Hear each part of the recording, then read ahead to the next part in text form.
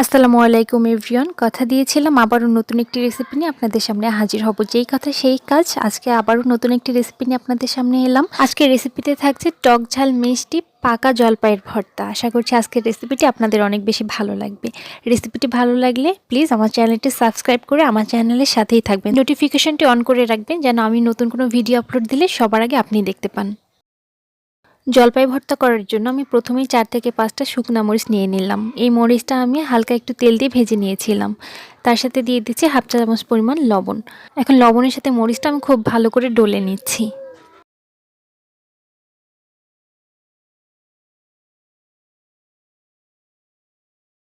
ব্যাস মরিচটা খুব ভালো করে ডলে নেওয়া হয়ে গিয়েছে। এখন আমি দিয়ে দিচ্ছি পাকা জলপাইগুলো। আমি এখানে সবগুলো জলপাই একেবারে দিব না, আমি অল্প অল্প করে দিব আর মরিচের সাথে খুব ভালো করে মেখে নিব। দেখুন, দেখেই হয়তোবা বুঝতে পারছেন আমি একেবারেই পাকা জলপাই নিয়েছি, তাই হালকা একটু হাত দিয়ে প্রেস করলে জলপাইগুলো খুব সুন্দরভাবে গলে যাচ্ছে আর খুব ভালোভাবে মরিচের সাথে মেখে নেওয়া যাচ্ছে।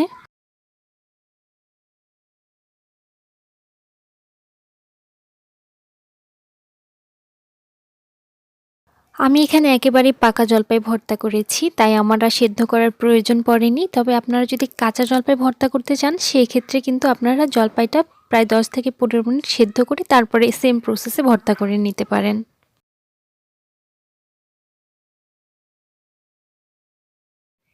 আমার সবগুলো জলপাই খুব ভালো করে মেখে নেওয়া হয়ে গিয়েছে। এই পর্যায়ে আমি দিয়ে দিচ্ছি চিনি। আমি এখানে প্রায় 3 টেবিল চামচ পরিমাণ চিনি দিয়েছি। আমি এখানে 3 টেবিল চামচ পরিমাণ চিনি ব্যবহার করেছি। আপনারা আপনাদের পছন্দ অনুযায়ী চিনিটা বাড়িয়ে বা কমিয়ে নিতে পারেন। আপনারা যদি মিষ্টি পছন্দ না করেন, শুধু টক খেতে চান, তাহলে চিনিটা স্কিপ করতে পারেন।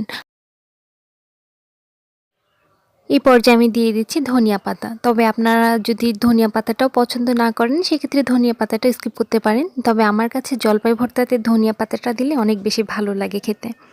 এখন আমি সবকিছু আবারও খুব ভালো করে মেখে নিচ্ছি।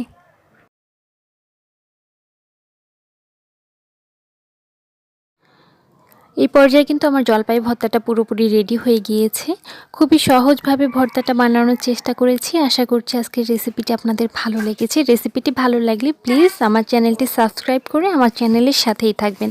আজকে এই পর্যন্তই। ইনশাআল্লাহ পরবর্তীতে আবারও নতুন কোনো ভিডিওতে আপনাদের সাথে দেখা হবে। সেই পর্যন্ত সবাই ভালো থাকবেন, সুস্থ থাকবেন। আল্লাহ হাফেজ।